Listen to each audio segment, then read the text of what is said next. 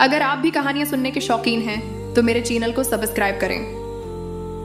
एक छोटे से गांव चंबीलीपुर में, जहां पहाड़ों से बहते चश्मे और सब्ज वादियों की खुशबू हर सुबह फजा को मुअत्तर करती थी, एक लड़की रहती थी जिसका नाम सोनी था। सोनी नहायत ही मासूम, खामोश, तबा और अलग सी लड़की थी।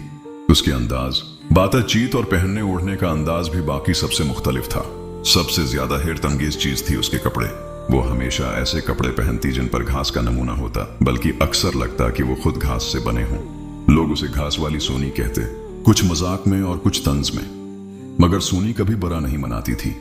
वो बस मुस्कुरा देती, जैसे उसे किसी और ही दुनिया से ताल्लुक हो। गांव की औरतें सरगोशियों में कहते हैं, कहीं कोई पागल तो नहीं। कहते हैं उसकी माँ भी ऐसी ही थी। सोनी की माँ रक्साना एक घरेलू खातून थी, मगर वो भी कुदरत के करीब रहने वाली खामोश तबा औरत थी। जब सोनी सिर्फ 7 साल की थी, रक्साना का इंतकाल हो गया था। माँ की वफात के बाद सोनी ने वही पुराने कपड़े संभाल लिए और धीरे धीरे उन्हीं जैसे कपड़े खुद बनाने लगी। कपड़े जिन पर सब्ज घास की प्रिंटिंग हो या कभी असली खशक घास को धागों से सीकर बनाया गया हो। सोनी का बाप साबर एक दर्जी था, मगर शहर में काम करता था। वो महीनों बाद गांव आता, कभी कपड़े दे जाता, कभी सोनी को थोड़े पैसे देता और दोबारा चला जाता। गांव में सोनी तन्हा ही रहती, पर तन्हाई से वो घबराती नहीं थी। उसका सबसे करीबी साथी था काला, एक काला बिकरा जो बचपन से उसके साथ था। सोनी उससे बातें करती, उसे लोरियां देती और कई बार तो वो कहानियां सुनाती जिन्हें सुनकर काला बिकरा आंखें बंद कर लेता, जैसे समझ रहा हो। लोग कहते, ये पागल है, बकरों से बातें करती है, घास के कपड़े पहनती है, जंगलों में घूमती है। मगर एक दिन एक वाकया हुआ जिसने पूरे गांव की सोच बदल दी। सोनी रोज की तरह इस दिन भी अपने घास वाले कपड़ों में पहाड़ी चश्मे के किनारे बैठी थी, जब एक अजनबी लड़का उसके करीब आया। वो दबला पतला, गंदमी रंगत का और थोड़ा थका थका सा लग रहा था। ये जगह बहुत खूबसूरत है, उसने हल्की आवाज में कहा। सोनी ने सिर उठाकर उसे देखा। वो अजनबी था, मगर सोनी को लगा जैसे वो उसे कहीं जानती हो। वो कुछ बोली नहीं, बस खामोशी से अपना बिकरा सहलाती रही। तुम यहाँ रोज आती हो? उसने पूछा। सोनी ने हाँ में सर हिला दिया। मैं यासिर हूँ, शहर से आया हूँ अपने बाबा के गांव की जमीन देखने। सोनी फिर खामोश रही। यासिर थोड़ा मुस्कुराया। तुम बात नहीं करते? कम, सोनी ने आहिस्ता से कहा और फिर नजरें चरा लें। यासिर ने तब उसके कपड़ों पर गौर किया। ये घास असली है? सोनी ने नरमी से मुस्कुराकर कहा, कभी असली, कभी बस दिखावे की, मगर दोनों में खुशबू कुदरत की होती है। उसी रात सोनी को एक ख्वाब आया। एक धुंधली रोशनी में उसकी माँ रक्साना खड़ी थी।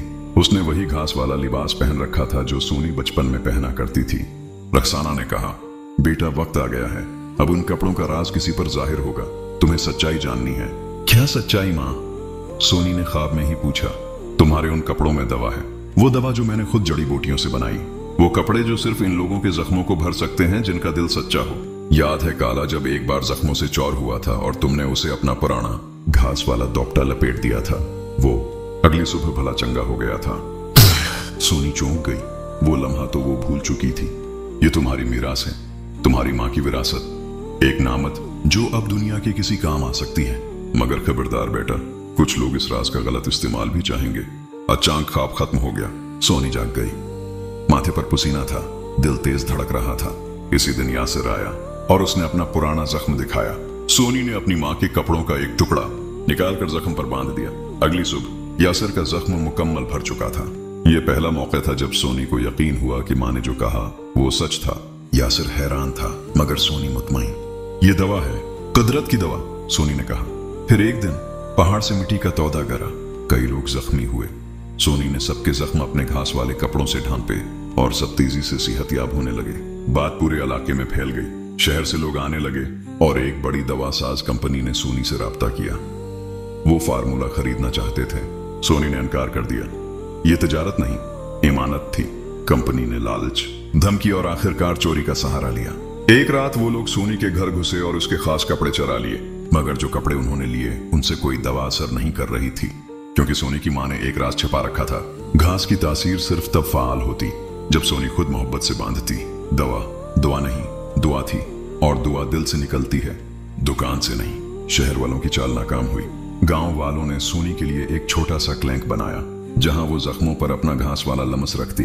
लोग दूर दूर से आते, दवा पाते और दुआएं देते। यासिर अब गांव में रहता था और सोनी का सबसे बड़ा मददगार बन गया था। सोनी ने साबित कर दिया, सच्चाई, खुलूस और माँ की विरासत कभी जाया नहीं जाती। और घास वाले कपड़े, वो अब सिर्फ एक अजीब शौक नहीं बल्कि शफा की अलामत थे।